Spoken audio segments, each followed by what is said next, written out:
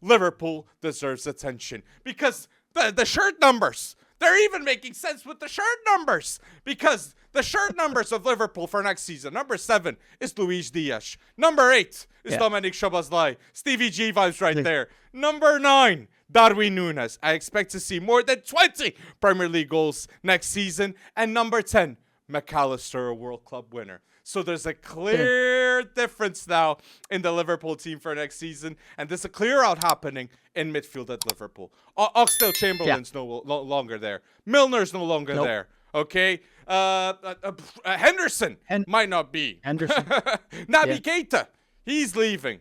So and Thiago Alcantara, I think he'll stay another season, but it's his last year of contract too at Liverpool. So there's going to be a huge change in midfield, and Klopp knows that needs to happen right now. Another midfielder to Liverpool. I think that's going to happen. I think it has to happen. Does it not? I mean, just based off of last season, isn't it better to overcompensate and sign too many midfielders than roll with what you rolled with last season? Now we have to remember, young bucks like Curtis Jones definitely still have a role to play. He was one of the better players at the U21 Euros. Bajcetic is back, absolutely. And Harvey Elliott, I think, is going to have a role to play. Maybe not centrally, but all over the place. I think the depth, it needs to be sustainably there, and it was not sustainably there for them last season. So, if you have the ability to bring in another, you absolutely do so, which I would say the same for about it's crazy after 200 million spent, but I would say the same about Arsenal too. But yeah, Liverpool, definitely a statement of intent. I just don't know how much numbers play into it, but yeah, we all knew Szoboszlai. I'm so immensely excited to see how the likes of Szoboszlai actually transitions to Premier League football. Szoboszlai next season could be a top 5 midfielder in the Premier League. Could be. That could be the intention. In terms of goal numbers, I think he can be in that list because he can assist, he can score. Dominik Szoboszlai is a very adaptable type player too. So in the midfield, that's what Liverpool needed, goals from the midfield. They had a top trio with Firmino, Salah, and Mane, but the midfield was always lacking goals big time. Wijnaldum was even big time for them, but Szoboszlai is different, and different costs 17 million. So I just want to say the two midfielders too that are being talked to go to Liverpool a lot is Romeo Lavia. I see a lot of news, and Caicedo. Whoa, I was Caicedo Chelsea, but if Liverpool steal Caicedo from going to Chelsea and they sign in this transfer window Allister, Szoboszlai, and Caicedo just from midfield, that is them saying we're going to go for the Premier League title with Jurgen Klopp this season, and that's bold. That's bold. It is bold, but it's all bold on the back of that front trio. I'm using your word, trio, not trio. That front trio, it's whether or not, I mean, you mentioned they're top rate. They're top rate on paper, but they have not been top rate in practice yet. They have not been top rate yet. And I think that they are a sleeping giant, and a sleeping giant that they paid a lot to assemble. But I think if you can keep them healthy, that front, I mean, you have Szoboszlai, Allister protecting them, providing for them. You have Szoboszlai providing for them. I mean, my goodness, they could be one of the most high-octane attacks in the league next season. And I know that doesn't seem bold because of the names we're talking about here, but Darwin Núñez, we're going to talk about underrated ballers in the future near the end of this podcast. He's the one that I'm looking at that absolutely needs to ball out.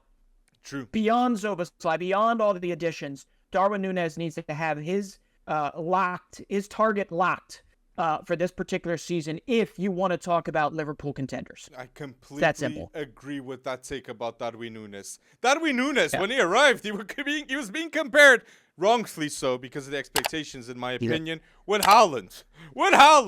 But I'm going to say a big transition from last season to this season, a bit of Leicester vibes, because we all know Leicester won the Premier League, one season, but before that, at the end, they were not losing games to save a relegation battle. I feel the same vibes with Trent Alexander-Arnold. He played in a new position by the end of last season at Liverpool in the inverted fullback, playing in midfield. I want to see Trent Alexander-Arnold playing in position in midfield from the start next season. Szoboszlai and Trent Alexander-Arnold pinpointing passes to this offense. That is what is needed to stop a Man City defensively. The unpredictability of these two. So I really wanted to state that. That is 100% needed. But for that, sign a right back. Yeah. Sign a right back, Liverpool. Because, well, that'll become extra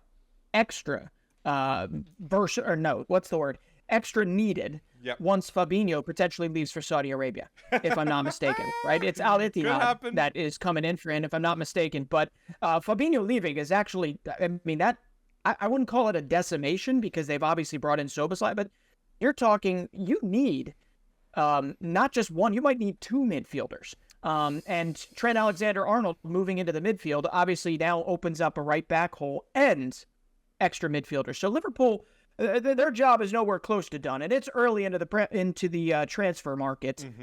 So my guess is that they're not even close to done, but they also need a center back, if I'm not mistaken. I mean, would you say that? I completely agree. So and Henderson, there's a lot of work. And Henderson and Milner, Milner has already left. Henderson could be leaving too to Saudi Arabia, and those are two big leaders.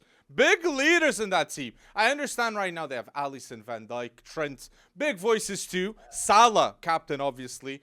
But they need to address this with the center back problem. I completely agree with you.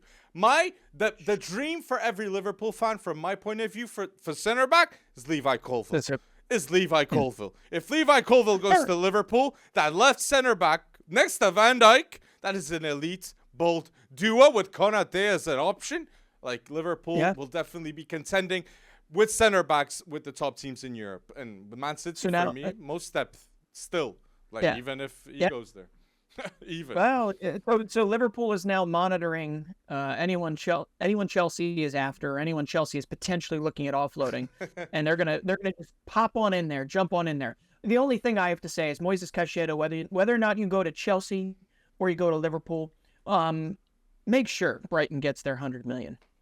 Make sure Brighton gets their 100 million. You know what? I know that they know how to properly invest that money, and they'll get some good stuff done that we'll be talking about them flipping next year or the year after that. But Caicedo, my oh my, is he a hot commodity right now, as we all knew he was going to be. So, Liverpool, Arsenal might be closer to done, but Liverpool, I don't even think has gotten started.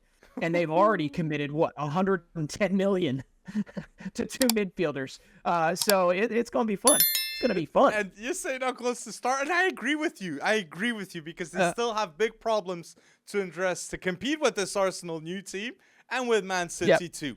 But people, tell us in the comment section down below, what do you think? Who do you think Liverpool should sign?